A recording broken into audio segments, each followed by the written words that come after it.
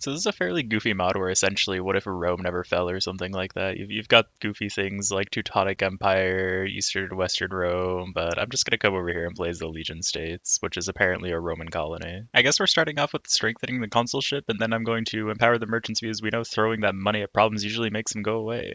I'm only on my third focus, and apparently we're already planning on the American Reunification War. So I'm pressuring the exiles right now, and I looked over at Ohio, and it seems they have it seems they have Adolphus as their leader, and I feel like I've seen this guy somewhere before, but I can't really say where. Not that I've pressured the exiles for literally no reason. I'm apparently just sending an ultimatum to Louisiana, which makes me immediately annex them for free. All right, cool. Wait, what? I can just demand Hawaii? What? What? And of course they accept because why not? It's not like I don't have any access to the Pacific or even a navy for that matter. Now that we've pushed around a few minor powers, I guess it's time to challenge the largest power in the New World and demand California from New Spain, which I'm sure they'll accept because it is rightful claim after all. I just don't know how yet. Oh no, they denied my claim to California. Also, why is that a puppet wargle? And how are they the imperialists and not me in this situation? It doesn't really matter because I was planning on fighting this anyways, and of course I'll be opening with a maneuver that is totally original and has never been used before ever. So it turns out that the Panama Canal still exists in this timeline somehow, so I'm just gonna naval invade all these California VPs and call it a day. Which will be super easy, of course, because they don't have a navy and they aren't even garrisoning any of their ports. Well, I think that's them gone, which was honestly kind of a letdown. That was pretty easy, and now we've kind of quadrupled in size and own half of North America, so that's a good time.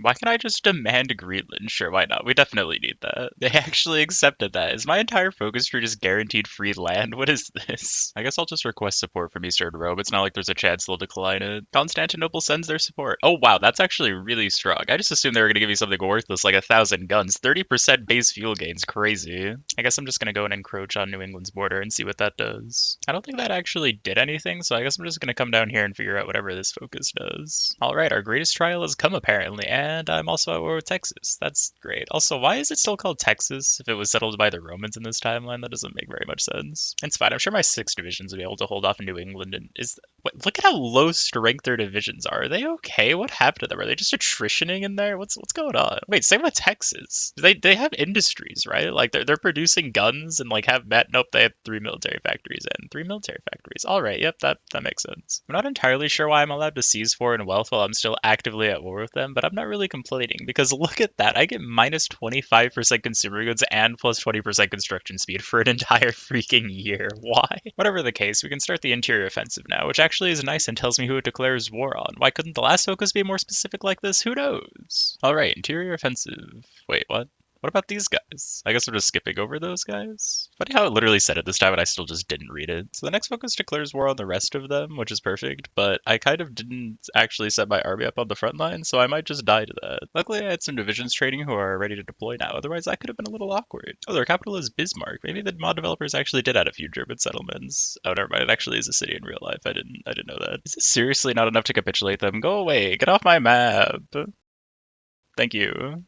Well, it looks like they denied my ultimatum, but that's fine because I prefer negotiating with guns anyways. Oh, and Cascadia seems to have joined them. That's nice. It's a nice 2-for-1 deal. How do you feel, Cascadia? Do you regret your life choices yet? Do you think that saying what I've done to the rest of North America, they just like surrendered to the ultimatum, but I guess we're just walking into them as well. And there you go, the Legion States. That's pretty good. There we go. Unification is finally here. What do you mean finally? That was pretty easy. That wasn't even all that time consuming. It said I'd get cores on all the states, but I think you missed Washington there. Pretty sure that's one of the states and it should be cored. Other than that, it looks like everything's cored nicely. Also, this is kind of strong. Like plus 10% division speed. Wait, what's 25% division attack? That is insane. And I already have the revitalized legions, which gives attack against minor countries plus 20%. There's even more focuses over here that give like other insane things like minus 20% consumer goods factories. Over here there's freaking like 40% added stability, like even though I already have 94%. Like, yeah, weekly war support gain, division recovery rate, breakthrough plus 10%, division speed plus 5, that's another 5% division speed. Like, whoever designed this focus tree made it just a little bit overpowered, I feel like. Maybe just slightly overpowered. I'm gonna come over here and take out these 2 Canadian boys just so that we have nice clean borders in North America, and then I'll probably head over to Europe, I think, but this should be pretty easy, pretty quick.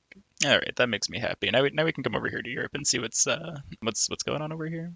It seems they have two factions, the Kaiser Pact and Roman League. That's pretty cool. Just kidding, I saw that China reunified, and I just don't think that I can let that happen. It's got a force attack into the port for the landing, and it's just a cavalry division, so I guess we're good. You know, it's just about securing a colony, which is just most of Asia. Oh, well, it looks like the war started without me. Probably didn't have to invade China in the meantime. That happened a bit earlier than I thought it would. It looks like they're kind of getting destroyed, so I'm gonna hurry over there as soon as I finish up in China. All right, that's China taken care of, and naturally I'm just going to full annex them, and let's see how they're not doing great. Let's just go to Constantinople, I guess, and see if they're still alive by the time I get there. Seems like Wallachia joined as I was coming over, so I guess I'll just take care of this first for them. Now we just gotta push all the way up through Europe, which probably won't take much time at all, right? I do have an absolutely stupid amount of bonuses, plus like several thousand casts flying over me, so I'm just probably gonna walk over them. Like, imagine if I had paratroopers, I'd just be able to encircle this entire front line and it would just be over instantly. I guess it's time to just slam the entire army up through Czechoslovakia. Like, my infantry literally just has the same stats as tanks, and like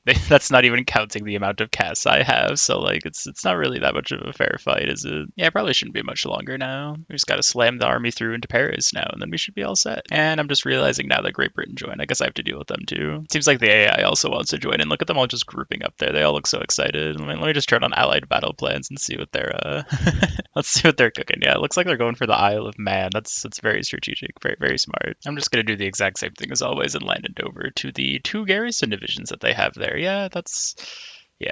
Like, what does the British AI do with all of its divisions? Like, it doesn't even have like a whole empire to like garrison in this mod. Like, it has 80 divisions and there's only like 10 in the home islands. Like, where are they? Where did they go? All right, let's see how much land we can actually get in the peace deal, because we do have quite a bit of war score, and it's horrifying. Of course it is, because why wouldn't there be a terrible amount of border war? Like, realistically, like.